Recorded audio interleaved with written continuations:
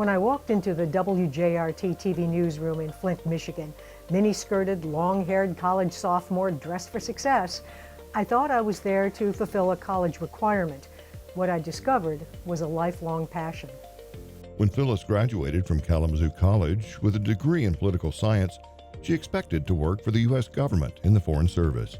But a college requirement changed all that. When the news director introduced me with, "We have a lady in the newsroom, watch your language," I was so overwhelmed by what I was seeing, I didn't quite realize what was going on. Now I know I was starting my own career, but I was also a very small part of a change in our profession, diversity in the newsroom. Graduation came, and soon Phyllis was reporting and anchoring news at WFDF Radio, also in Flint, while still in touch with her TV mentors. With radio news, I really began to understand how much every word matters. The beauty and the art of writing. It's something we all work at constantly, and certainly something I try and teach in my class today. But it was time to get out of the snow and ice of Michigan winters and head south to KTBS in Shreveport as a reporter and noon anchor. That demo reel showing me standing in knee-deep snow, I think the folks at KTBS took pity on me and said, "We've got to get her out of there." So in short order, I learned to love Cajun food, Louisiana politics, and to be part of an on-air community. I'd go to the grocery store and people would check out my grocery cart, sort of like a friend. And I think in a way that sort of all sealed the deal. Being a friend, that's what this business is about. Being a friend and serving the people who come to rely on you.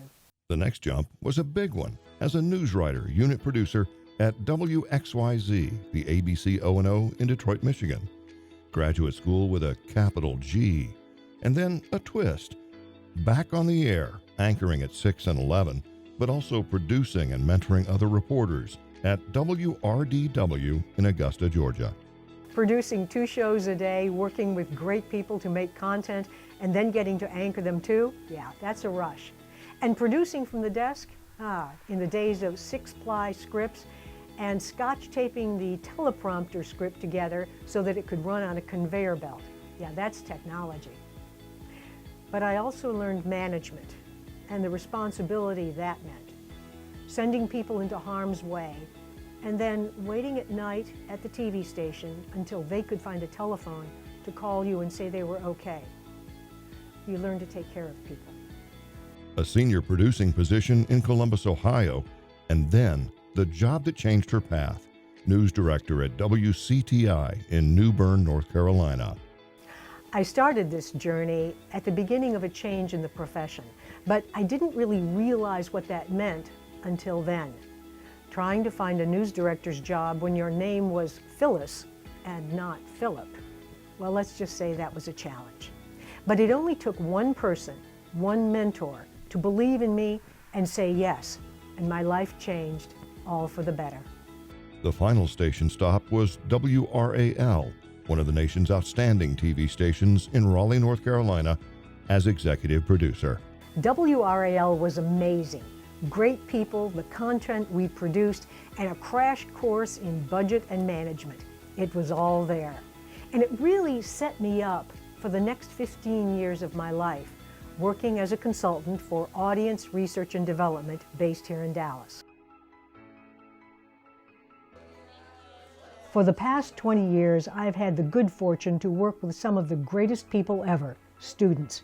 Funny, serious, committed, hardworking, protective of each other, fearless, and they don't even know it, and at the same time worried about the future and their place in it. You taught me more than I ever taught you. Never had a Bucky bite until a bag showed up in the news lab one afternoon. Notes and cards on my desk saying you care when things were rough in my own life. Sharing fish and chips in London during study abroad classes, running scripts on election night, or figuring out how to get the news on the air when the electricity and the internet all went down. Talking with you about courage, fairness, doing your level best to tell the truth and serve the people who count on you, and to have a purpose that helps you understand your own journey. And what's so exciting is that journey is so different. Regardless of where you are or what you're doing, I am so proud that a little bit of me is with you. I've known Phyllis for a long, long time. Just today I was speaking to one of my employees who was one of Phyllis's former students, and he said, you know, I think of Phyllis as my first news director, more so than as a teacher. And it really is true.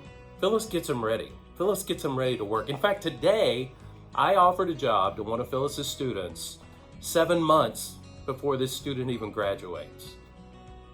Phyllis's impact on this business will last for decades and decades and decades because of what she does to prepare people for the future in our business. And I'm so proud to call her a friend, and I'm so happy that you're getting this recognition. You are so deserving, Phyllis. Congratulations. Phyllis, what a great honor. I can't think of anyone more deserving than you.